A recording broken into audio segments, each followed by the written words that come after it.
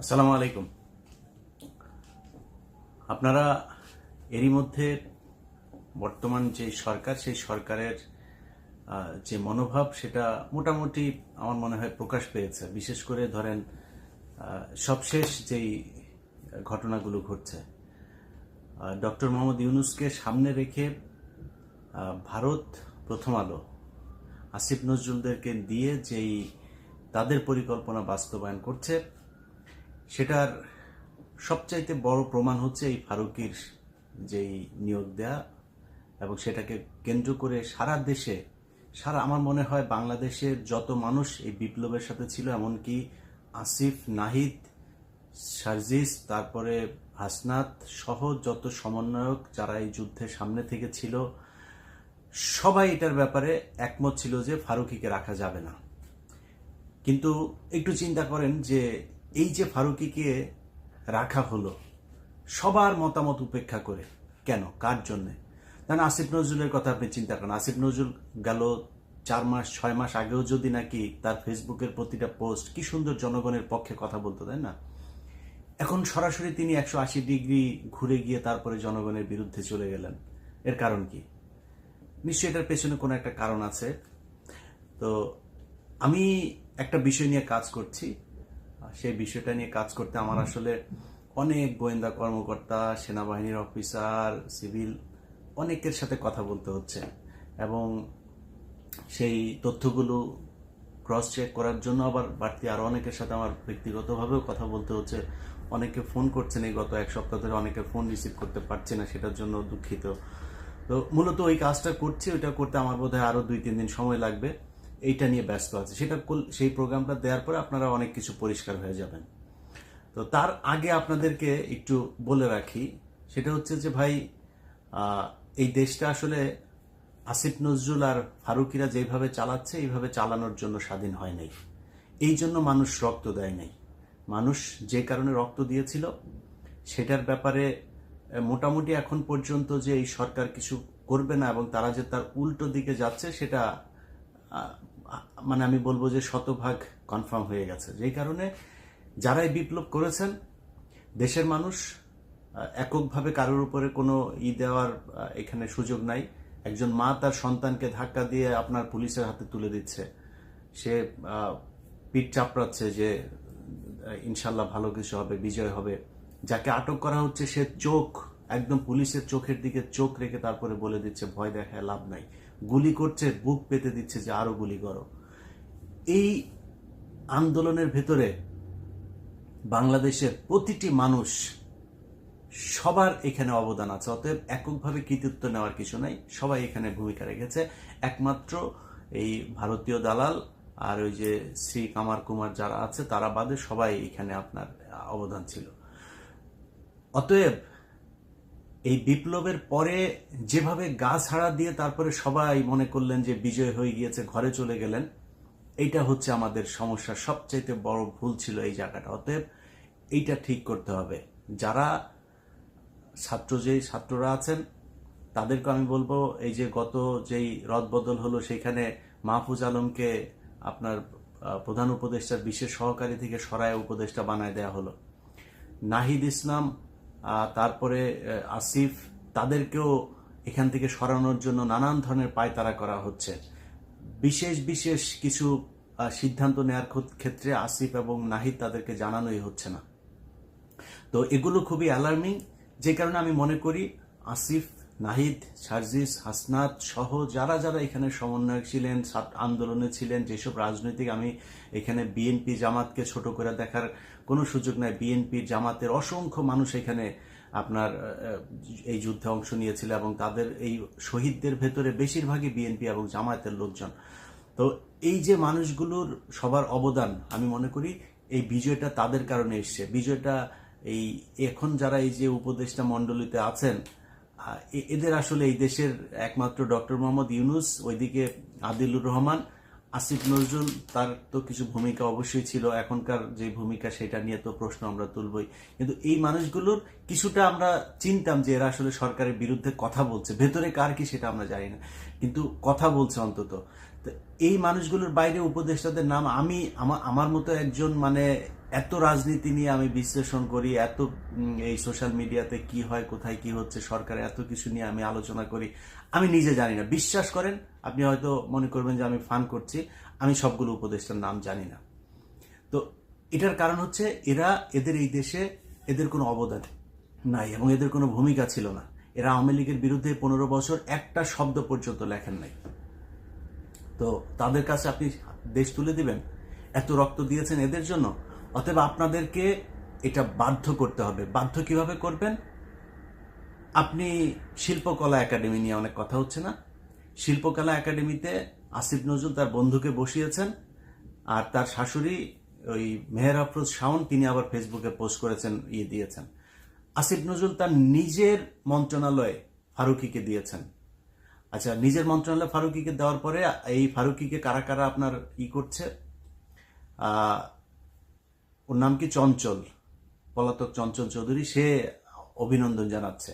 মুন্নি শাহ, পলাতক আরেকজন, সে অভিনন্দন জানাচ্ছে। তো এই যে এদের নিজেদের লোকজন যে আসিফ নজরুল যে তাদের কথা বলছে, সেটা এইসব দিয়ে প্রমাণ হচ্ছে। অতএব এগুলোকে এখন আপনি করবেন কি?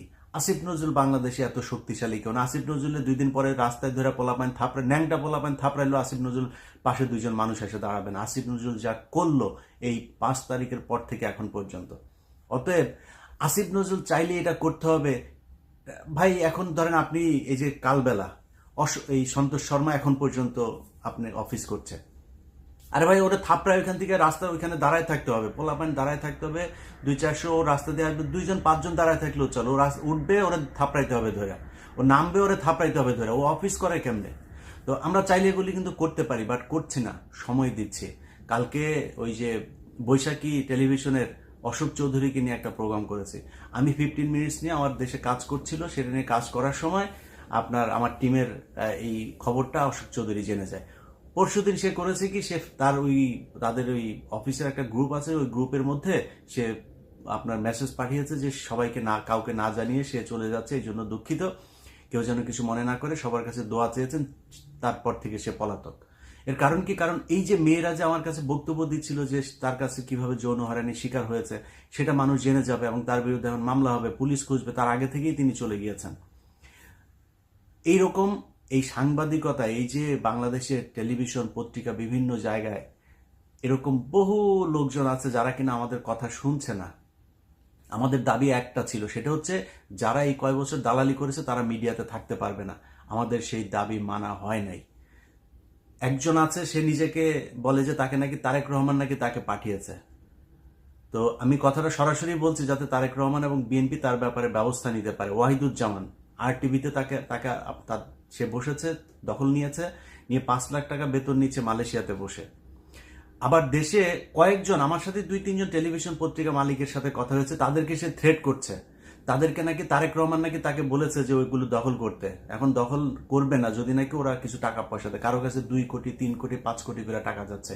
এই ওয়াহিদুজ্জামান অ্যাপোলো, সে RTV দখল নিয়েছে, কোনো সমস্যা নাই, তারেক রহমানের নাম ভাঙায় নিলেন, আমাদের কোনো সমস্যা নাই। আপনি তো আওয়ামী লীগের দালালি করেন না এতদিন, কিন্তু যাওয়ার পরে সে আওয়ামী লীগের পোলাপানকে ওইখানে বসায়, তারপরে বিএনপির পোলাপানকে ওইখান থেকে বার করে দিচ্ছে, আওয়ামী বিরোধী লোকজনের ওইখান থেকে বের করে দিচ্ছে। এই হচ্ছে এই অ্যাপোলোদের চরিত্র। মুসাদ্দেক হোসেন ফালু, তাকে RTV-তে ঢুকতে দেওয়া হচ্ছে না। তো এগুলো নিজেদের নিজেদের লোকজনকেই নিজেরা, আপনি ওই যে ওইদিকে আরেকজন আছে, সে কিনা আপনার হায়দার টায়দার, তাদেরকে বসায় রেখেছে। ডিবিসিতে এখনো পর্যন্ত এক পাল রয়েছে। তো এই যে সরানো হচ্ছে না, আমরা কিন্তু এক এক করে সবগুলো ধরবো, তখন হাত পা ধরে চাপাচাপি করলে লাভ হবে না। একজনের কোনো রিকোয়েস্ট, যে রিকোয়েস্ট করে, সেটা খালেদা জিয়া করুক, তারেক রহমান করুক, যে মনে চায় করুক, কারো রিকোয়েস্ট কিন্তু শুনবো না। ভালোই ভালোই এখনো সময় দিচ্ছি, অশোক চৌধুরীর মতো ধরার আগে সুন্দর করে এগুলোরে সরান। আমরা আপনাদের কাছে আমাদের কোনো চাওয়ার নেই। আপনি বিএনপি করেন, জামাত করেন, আমি 2 দলই করি, আমার বিএনপি জামাত নিয়ে কোনো সমস্যা নাই। কিন্তু আওয়ামী লীগের যে দালালরা এতদিন ছিল, যারা শেখ হাসিনার সব লুটপাট, খুন, গুম এগুলোর বৈধতা দিয়েছে, সেটার বিচার করতে হবে এবং তাদেরকে ওইখান থেকে সরাইতে তো হবেই। এটা নিয়ে তো কোনো প্রশ্নই নেই, এবং বিচারও করতে হবে। সো এই জায়গাগুলো আপনার হচ্ছে। এখন যেটা বলছিলাম সেটা হচ্ছে যে এই সন্তোষ শর্মা, প্রথম আলো, ডেইলি স্টার, এদেরকে জোর করে ওইখান থেকে সরাইতে হবে। একটা জুজুর ভয় দেখায় দাড়ি টুপিওয়ালারা এদেরকে দেখলে পশ্চিমারা এই করে ফেলবে ওই করে ফেলবে। আমি আমি চাইও না সেরকম পরিস্থিতি তৈরি হোক, কিন্তু এই বাংলাদেশের মানুষ শাসন করবে। আপনি যা মনে চায় তাই করছেন, হিন্দুরা, তারপরে ওইদিকে ইস্কন টিস্কন যা মনে চায় তা করবে, তাদের কিছু বলা যাবে না। আর আলেমরা মাঠে নামলে পশ্চিমারা এই করে ফেলবে ওই করে ফেলবে। কি করে ফেলবে? পশ্চিমারা এই রক্ত দিয়ে তারপরে দেশ স্বাধীন করছে, তাদের এই স্বাধীনতা নাই, তারা এটা চাইতে পারে না। এখনো পর্যন্ত ভারতের দালাল প্রথম আলো, ডেইলি স্টার, তারা এইভাবে প্রকাশ্যে চলবে। তাদের এখানে এই আন্দালিত রহমান, পার্থ, রুমিন ফারানা, মঈন খান, নুরুল হক, রাশেদ খান, এরা গিয়েছে। সব কটাকে মনে রাখা হবে, বলে রাখলাম। ভালো, আপনাদের সাথে এর মধ্যে অনেকের সাথে আমার খুব ভালো সম্পর্ক ছিল, সব কাটাও, একটাকেও ছাড়া হবে না। যখন যেটাকে সুযোগ পাবো একদম ভরে দেওয়া হবে, এটা বলে রাখলাম, একদম প্রকাশ্যে হুঁশিয়ারি করে রাখলাম, লাভ নাই। তো এদেরকে যারা জায়গা দিচ্ছেন তাদের ব্যাপারে আপনার করতে হবে। শিল্পকলা একাডেমি, তারপরে বিভিন্ন গণমাধ্যম, ভাই আপনাকে জোর করে যাইতে হবে। ওই যে কওমি সম্ভবত তারা, বা মানে আমি জানি না, কলরব আছে, সাইমুম শিল্প গোষ্ঠী আছে বাংলাদেশের। এই আপনাদের শিল্প গোষ্ঠী নাই ইসলামী ভাবধারার? আরে ভাই, আপনারা যা দখল করবেন, শিল্পকলায় নাটক হবে, আপনারা যেটা করবেন সেই নাটক হবে। এই নর্তকীদের নাটক হবে না, ভারতের এই উদিচি আর এই ছায়ানট এদের নাটক হবে না। আপনারা নাটক করবেন, আপনারা গান গাবেন, আপনারা শিল্প চালাবেন। এই দেশের শিল্প চলবে আপনাদের কথায়। আমি অনুরোধ থাকলো, যারা এই ধরনের শিল্প গোষ্ঠীগুলো আছেন, আপনাদের এখান থেকে আপনারা দাবি করবেন কেন ডিজি কি হবে? আপনারা ডিজি বানাবেন ওইখানকার, আপনাদের কথায় শিল্পকলা একাডেমি ডিজি হবে। সো আপনাদের মধ্য থেকে হবে। আপনারা যে নাটক করা শুরু করেন, ওরা একটা এই বের করেছেন, কয়দিন আগে একটা নাটক করেছে, নাটক করে বলছে ওদেরকে নাকি নাটক করতে দিচ্ছে না, নাটক করতে বাধা দেওয়া হচ্ছে। এগুলো সব গোয়েন্দা সংস্থার বানানো, এখনো তো অ্যাক্টিভ না, ওদের বানানো। ওদেরকে বাধা দেওয়া যাবে না। আমরা নাটক করব, নাটক করতে চাই, আপনারা যা নাটক করবেন। খুব সূক্ষ্মভাবে চিন্তা করতে হবে, সময়টা খুব দ্রুত চলে যাচ্ছে। অতএব কে কোনটার দখলে নেবেন, কে কোনটা কার কথায় চলবে, সেটা দায়িত্ব নিবে এই দেশের মানুষ, যারা কিনা রক্ত দিয়েছে। এইখানে এই কোন ফারুকি টারুকি এইসব চুচিলরা এখানে জীবনে কোনোদিন বাংলাদেশের মানুষের পাশে এসে দাঁড়ায় নাই। ওদের কথায় এই দেশ চলবে না। সো আপনাকে জোর করে দখল করতে হবে। এখন যদি মনে করেন আপনি সন্তোষ শর্মারে থাপড়াইতে গেলেন আপনি কালবেলাতে, তো সন্তোষ শর্মা কালবেলা গেলে কি হবে? পুলিশ ধরবে আপনারে। পুলিশ ধরে কি করবে? গুম করে ফেলবে। আমরা ঘোড়ার ঘাস কাটি না বসে বসে? ডেইলি স্টারের মাহফুজ আনাম যদি অফিস থেকে ওঠার সময় যদি ওরা ধরে থাপড়ায়, পোলাপান যদি জুতা টুতা মারে, কি করবে? আপনার ধরে নিয়ে যাবে, রাইট? তো কি হয়েছে? সমস্যা কি? আমরা কিন্তু এটা করব, আগে থেকে বলে রাখলাম, এটা কিন্তু করা হবে। আপনারা না করলেও আমরা কিন্তু এটা অর্গানাইজ করব, সময় দিচ্ছি। তার আগে এদেরকে সরাইতে হবে। প্রথম আলো এখন পর্যন্ত গত সপ্তাহে নিউজ করেছে, বগুড়াতে একটা ছেলেকে পাঞ্জাবি টাঞ্জাবি পরায়া, টুপি পরায়া, তারপরে র্যাবের সাথে আইনা মিডিয়ার সামনে ট্রায়াল দেওয়া হলো। কি? সে তার মাকে খুন করেছে। খুন করে তারপরে ফ্রিজের ভেতরে ঢুকিয়ে প্রথম আলো শুরু করলো, প্রতিটা টেলিভিশন পত্রিকা নিউজ করেছে। মাদ্রাসার স্টুডেন্ট, প্রতিটা বলা ভুল হবে, কয়েকটা বাদে বেশিরভাগ মাদ্রাসার শিক্ষার্থী মাকে 500 টাকার জন্য খুন করে ফেলেছেন। খুন করে ফ্রিজের ভেতরে। কি ভয়ঙ্কর! মাদ্রাসার শিক্ষার্থী, বুঝতে পারছেন? তার 2 দিন পরে দেখলাম ভাড়াটিয়া খুন করেছে, তার মাকে খুন করেছে। এই খবরটা সত্য না। তাহলে এই খবরটা ছড়ালো কে? এগুলি হচ্ছে প্রথম আলোর সূক্ষ্ম কারচুপি। তারা প্রথমে করে, গোয়েন্দা সংস্থার তাদের লোকজন আছে না, সেগুলো দিয়ে করায়। মিডিয়াতে তাদের একটা চক্র আছে, এরা মিলে এটা করে। সো এই সূক্ষ্ম এই চক্রান্তগুলো, যে তোফাজ্জেল মারা গেল না ঢাকা বিশ্ববিদ্যালয়ে, সূক্ষ্ম চক্রান্ত। এই চক্রান্ত বুঝার ক্ষমতা সবসময় হবে না। বাট একটা জিনিস মাথায় রাখেন, প্রথম আলোকে যদি কিছু নাও করেন আপনারা, প্রথম আলোকে খেলতে দেওয়া হবে না। সরকার যতই করতে চান, তার পেছনে দাঁড়াইতে চান, প্রথম আলোর প্রতিটা নিউজকে এই ধরনের কাউন্টার দেওয়া হবে।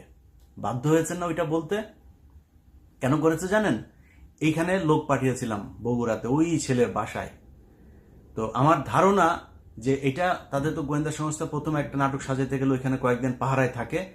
সেই পরিবারের আশপাশের লোকজনের কিছু বক্তব্য নেওয়ার পরে এই গোয়েন্দা সংস্থা এই নাটকটা আস্তে করে ঘুরে ফেললো, বললো যে না, ওর মাকে খুন করেনি, কারণ বের হয়ে যেত। অতএব প্রথম আলো যতগুলো এইভাবে নাটক সাজাইতে যাবেন, সব কটার কাউন্টার দেওয়া হবে।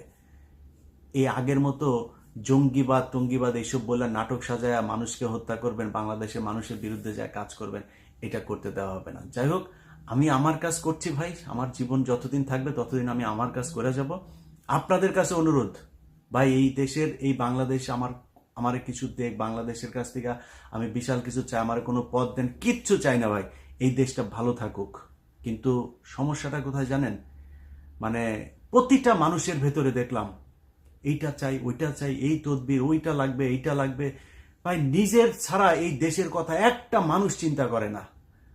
এই দেশটার জন্য কিছু করেন, চিন্তা করেন। আমি আমার জায়গা থেকে যা করার আমি সারা জীবন ওইটাই করে যাব, আল্লাহ যদি মস্তিষ্ক যদি সুস্থ রাখেন।